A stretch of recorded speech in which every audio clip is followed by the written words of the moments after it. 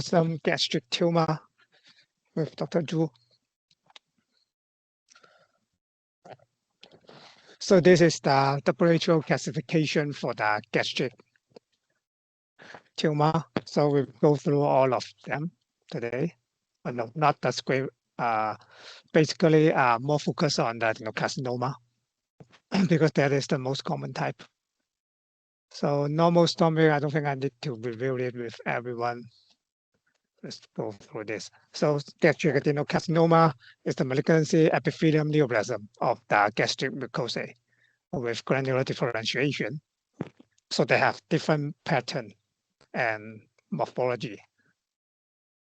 So more common in the East Asia, Latin America, and Eastern Europe. So in the US, it's less common. And there are a peak of incidence about 50 to 70 years old. Female to male ratio is 2 to 3 to 1. So more common in the male.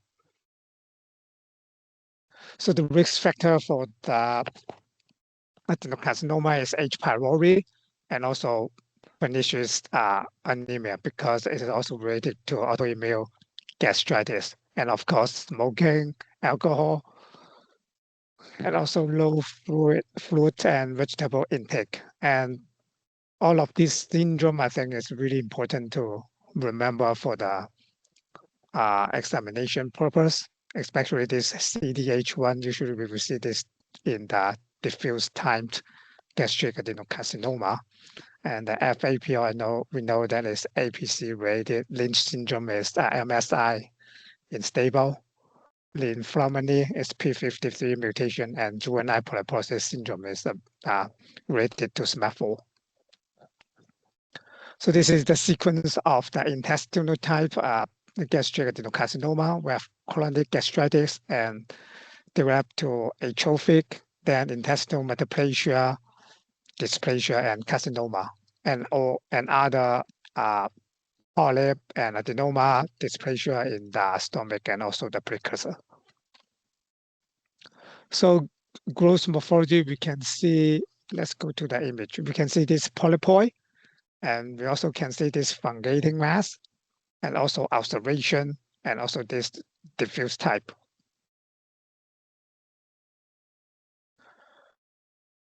Of course, as a precursor region, we can see some dysplasia, and then they have different type of dysplasia.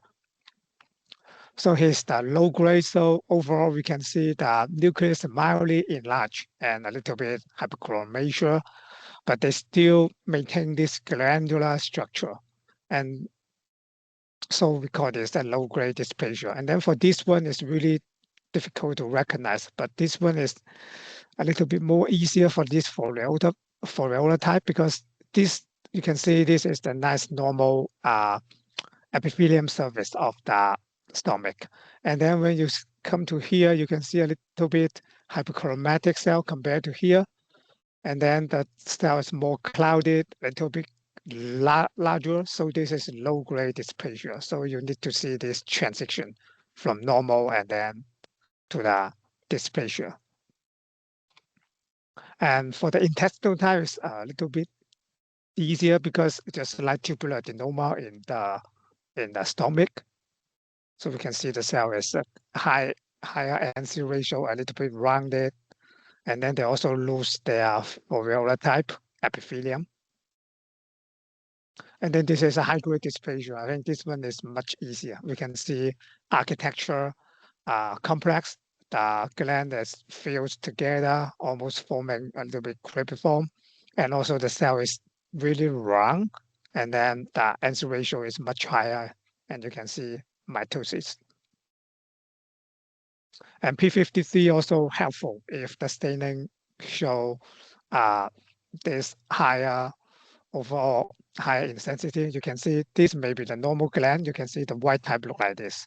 And then if P53 mutant, we will see this diffuse and strong. Of course, sometimes we can see another pattern like no staining, like the complete loss of P53 staining.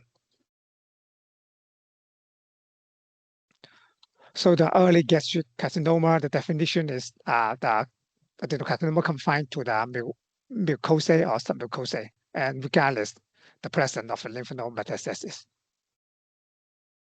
So this is a one image for the early gastric adenocarcinoma. So you can see the gland they forming this complex structure, and then compared to here, the overall this area is hyperchromatic, but they just in the mucosae area. This is the musculary mucosae. So this is the early gastric carcinoma, adenocarcinoma. Then for this Lauren classification, we have the different type: intestinal type, diffuse type, mucinous type, and also mixed. So and then 10% of the cases we just be clarified based on this classification. So I just show you some image of different type. This is the WHO classification. We have more like the hepatoid, micropapillary. We just go through them and then see some image to just give you some impression. So for the tubular adenocarcinoma intestinal type, this is the most common. You usually see the gastric adenocarcinoma should fall into this type, so they can just like the colon cancer, because we can know the name intestinal types just infiltrated in the muscle layer. And this higher bowel also, if I didn't tell you this is from the stomach, you would tell me this is chronic adenocarcinoma. They also have this necrosis inside the gland. And for the papillary type, what we need to see is this fibrovascular core forming this papillary structure. But anything just a papillary, micropapillary, we know they have higher frequency of metastasis and poor survival.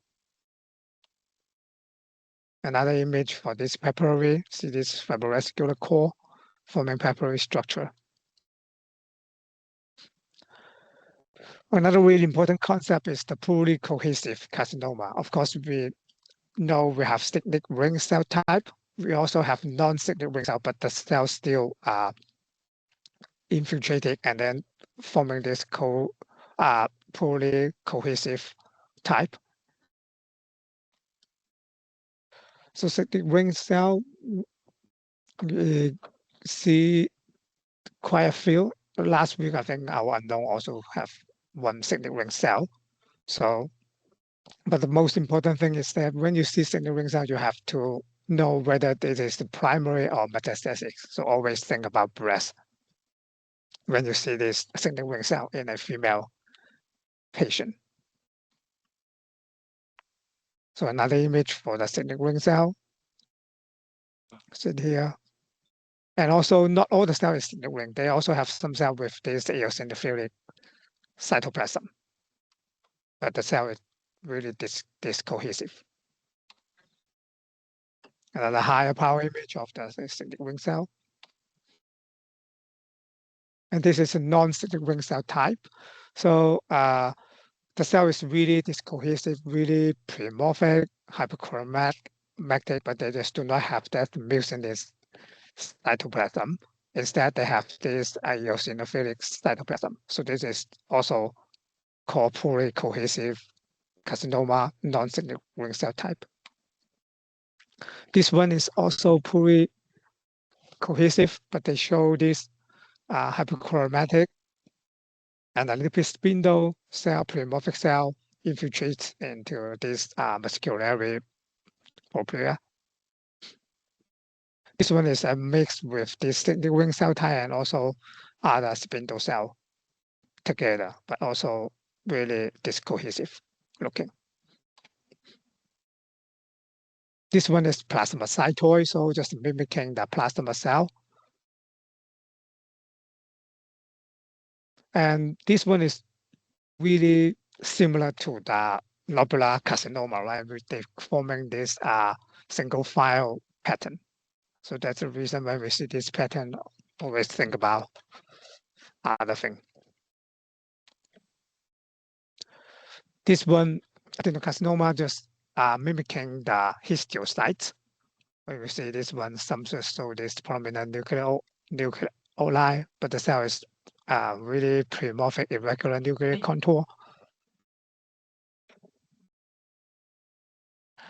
And this one is a gastric adenocarcinoma with lymphoid trauma. I think another thing is a epithelial like carcinoma. So in the stomach, this one usually related to EBV. So the morphologists will have see this really cloud group of epithelial cell, but in between we have a lot of lymphocyte infiltration. And then usually the cell do not form any glandular, really obvious glandular structure, maybe a little bit here. They just form this solid growth intermixed with the lymphocytes. This is another one. We can see a lot of lymphocytes here. And then the epithelial carcinoma cell just forming this sheet and solid growth.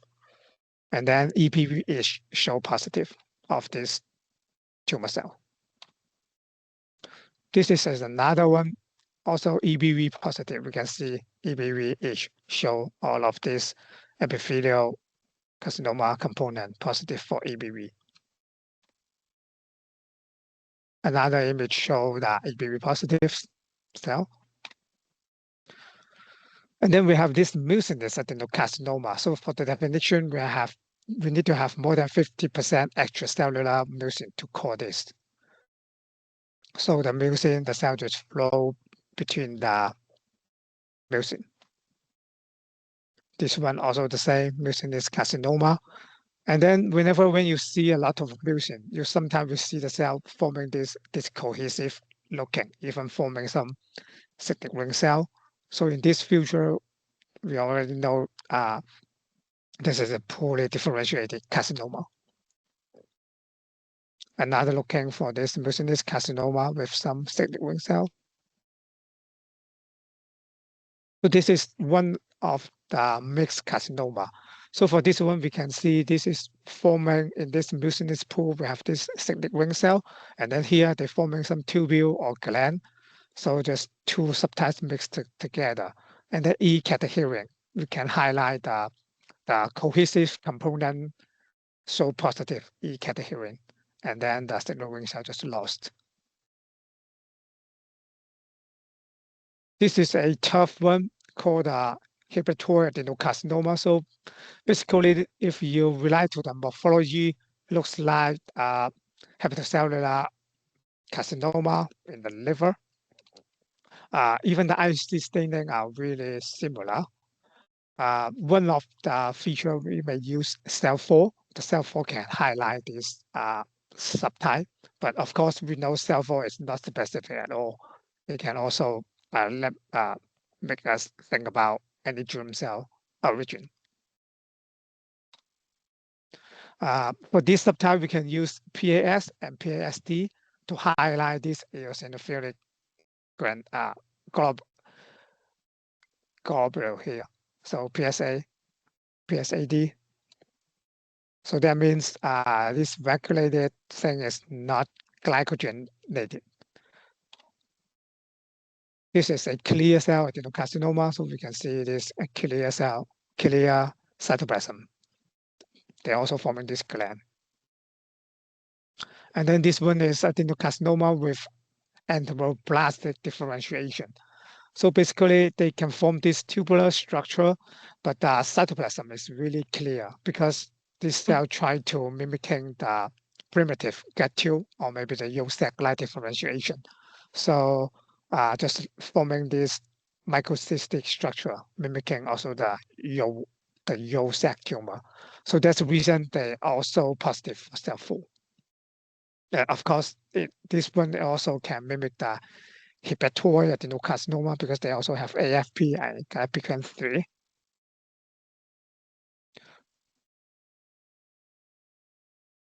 This one is the mycopapillary adenocarcinoma. So mycopapillary, that means that this papillary without fibrovascular core.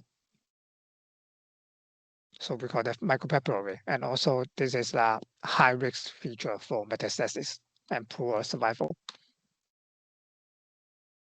This one is really rare, called gastric adenocarcinoma or funded gland type. So basically, the cytoplasm just mimicking the funded gland. You can have this eosinophilic granular cytoplasm, but the answer ratio is really high, and then the architecture is kind of this cohesive. They do not forming this nice granular structure, and then the cell, the answer ratio is really high and really hypochromatic cell. This one is slow growing and rare to have metastasis. So this one just the low power feature to show this is the benign follicular epithelium of the stomach, and then this is the carcinoma of this funded gland type. You can see they forming this anastomosing complex architecture. High power also show this complex architecture of this type of adenocarcinoma. This is the penile carcinoma. So they just mimic the morphology of penile. They can have this eosinophilic cytoplasm.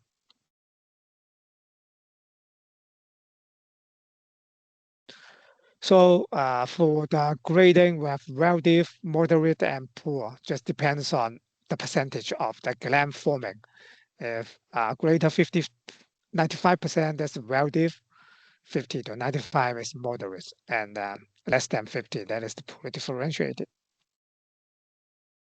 This is adenosquamous carcinoma, so we can see this keratin pearl in one side and also some granular structure in the other side. So we need to have squamous cell component more than 25% to call this. Of course, anything related to this adenosquamous, the prognosis to be bad. Now we have undifferentiated carcinoma. That means they just have some sarcomatoid changes, rhabdoid, and also osteoclast-like giant cell, and also pleomorphic giant cell. Whenever when we see this giant cell, they also point towards this poorly differentiated and differentiated carcinoma, really high grade feature. So this one is look like rhabdoid because we can see the nucleus just eccentric and with this eosinophilic cytoplasm. You can call this rhabdoid or even plasmacytoid. And this one is the undifferentiated carcinoma with this osteoclast-like giant cell.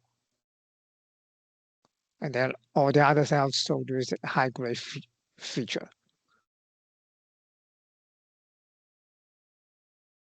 Mixed we already mentioned with granular and other poorly cohesive or maybe sarcomatoid changes. We can call this mixed adenocarcinoma.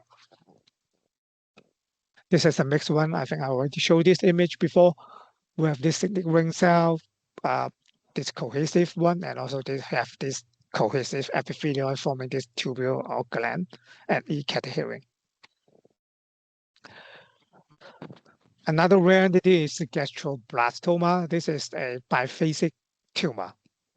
The thing compared to the mixed adenocarcinoma is that any of these epithelial or mesenchymal spindle component, we do not see significant cytologic atypia. So that is the major difference between the mixed adenocarcinoma and this gastroblastoma, because both of them show this biphasic pattern.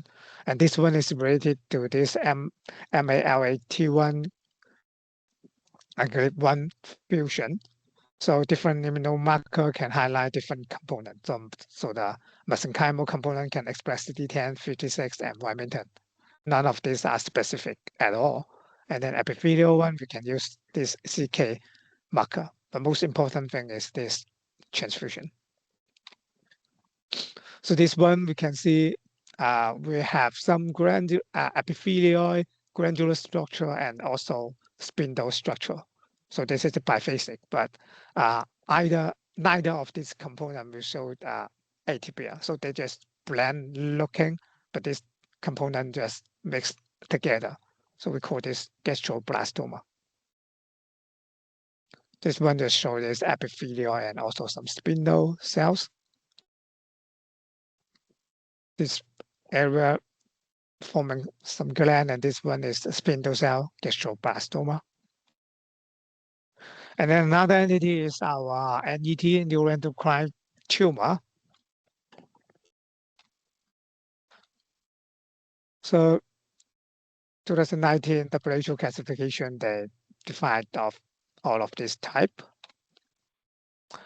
And most important thing is that we need to grade this well-diff NET, grade 1, 2, 3.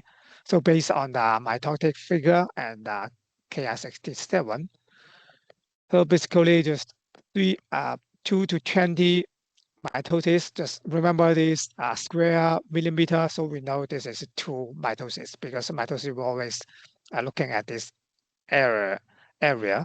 So 2 to 20, and then Ki is 3 to 20 is the grade 2, and less than that, grade 1, more than that is grade 3. So this is one is a low power feature of this one, neuroendocrine tumor. They're forming this nest and maybe tuberculate growth pattern. And this one also show the same feature. And high power, we can see the nuclear feature is salt and pepper, or maybe stippling nuclear feature. The cell always forming this nest, maybe tuberculate. They can also form a little bit pseudo-granular pattern. This is another one we know. Whenever when you see these intestinal metaplasia in the stomach, you need to think about autoimmune gastritis, atrophic gastritis, and then you need to look at this ECL cell hyperplasia. But of course, this one already forming this next pseudogranular structure. So this is neuroendocrine tumor type 1, because if it is related to autoimmune gastritis, because it's type 1. This one also in the background of it is inflammation. This may be in the funded mucosa, and then the autoimmune just destroys all the all the authentic gland, and then after that we can find this neuroendocrine tumor nest. So from the old classification, we have this type 1, 2, 3, 4. But right now, I think type 4 already take out from the WHO. So we only have type 1, 2, 3. The type 1, as I mentioned before, related to the autoimmune gastritis. And then even they have risks of metastasis, but their prognosis is still good.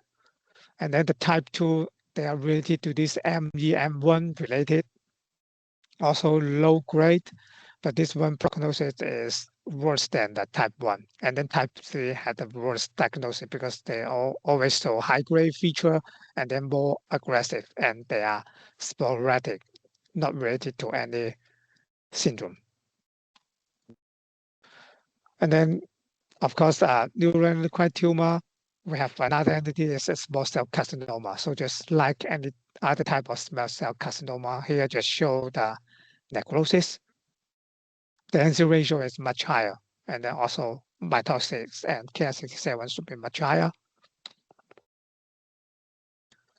And then this is a mixed neuroendocrine carcinoma. So we can have this gland forming, cell forming epithelioid looking, and also we have this next cell showing neuroendocrine differentiation. So this is a mix, another mix. Another entity is the large cell neuroendocrine carcinoma. So the overall, you just need to remember that these cells show the neuroendocrine differentiation. That means metaphysing, chromogranin, IMSM1 positive. And at the same time, they are not really looking small cell carcinoma.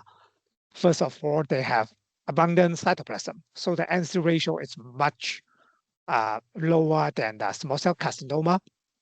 And then the other thing, they also show this prominent nucleoli do not show this salt and pepper chromatin pattern. So when they have this feature, we call this large cell neuroendocrine carcinoma.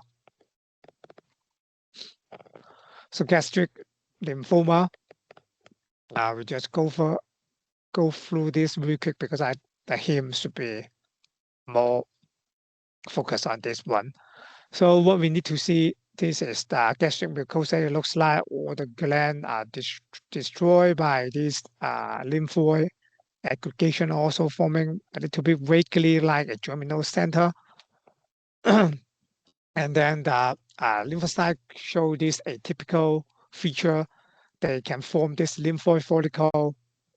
They also can, if they have immunoglobulin light chain restriction, they also can show this Dutch body, just like the plasma cell. This here we could not see a really nice one, and also associated with H. pylori infection. So one important feature, especially for the exam purpose, this is lymphoepithelioid lesion. That means we have a gland, but this lymphocyte just partially destroy the gland. So this is called a lymphoepithelioid lesion. So I think this is the really definite feature when you're suspicious for lymphoma in the GI tract, but not all the case we can find this. So we need to have a really low threshold to do any staining and then refer to the HIMPATH group. So the immunophenotype just like the other marginal zone lymphoma. They are B-cell lymphoma, but they are double negative. That means CD5 negative, CD10 negative. And also cyclin D1 negative because they are not mantle cell. And also BCL6 negative because this is a marker for the follicular lymphoma. But pay attention that this cell is BCL2 positive because that makes sense because the normal marginal zone lymphocyte, they are BCL2 positive. So do not let the B cell to trick you to let you think about follicular lymphoma. Diffuse large B cell lymphoma, so just like diffuse large B cell lymphoma in other organ in the lymph node, they just show this really polymorphic and high big cells forming this sheet and really high grade looking. Really easy to see mitosis and other feature. So I will skip this. Of course, other lymphoma can see here, like mantle cell follicular and Burkitt. So the last entity is GIST, gastrointestinal stromal tumor. So they are from this normal cardiac cells, and these normal cardiac cells are positive for c-KIT. So that's the reason this GIST also positive for CD1117 or c-KIT. And then another genetic finding is PDGFRA gene, and also the SDHP loss, also another genetic finding. And most important thing is that when you see spindle cell in the stomach, the first three differentials should be GIST, especially the location. They usually deeper, not in the mucosa most of the time, and then they evolve in the musculary propria and the submucosa. So the subtype, we can see the classic type is the spindle cell. We also can see epithelial. Of course, we can also see mixed. So here, just want to show you the location is really important for the GIST. So this is the mucosa of the stomach. So musculary mucosa is here. So this thing usually deeper than that. So already evolved this musculary propria. So this is really important because if it can go up, we may think about other stuff like the inflammatory fibroid polyp or other stuff. But it go deep, the three differential, the first three should be GIST.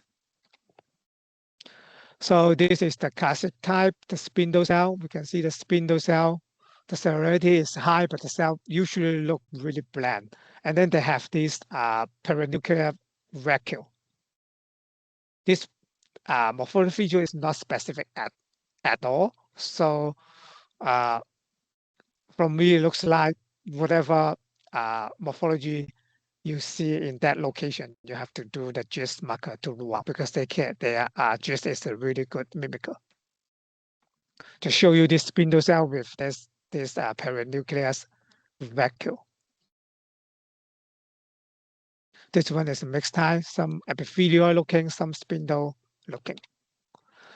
And they can also form this looks like Verrucane body like a schwannoma. They can often form this Verrucane body more standard and much nicer than the schwannoma. But when you do the GIST marker, usually they are just GIST. Because for the schwannoma, we know we can see that Anthony A, Anthony B, and also hyaline vessel and also Asian changes. All of these features usually we do not see in GIST. But this Verrucane body parasitic nucleus is really nice for the GIST. This is epithelial looking. So just like any epithelial tumor, they also form this cyclic ring cell. Just really mimic adenocarcinoma poorly cohesive one. So always remember to do both of these marker because any of this is not specific at all. Even the DOC1, we can see DOC1 possibly in other tumor. So CD117 or c-KIT, DOC1, always do both. And when we diagnose GIST, we need to base on the size and also mitosis to give this prognostic feature. So this table just for you to review when you have the GIST diagnosis. And for the differential, I already mentioned schwannoma, and of course other spindle cell thing like myoma, rhabdomyosarcoma, and other things. And then this is corresponding marker for other entity.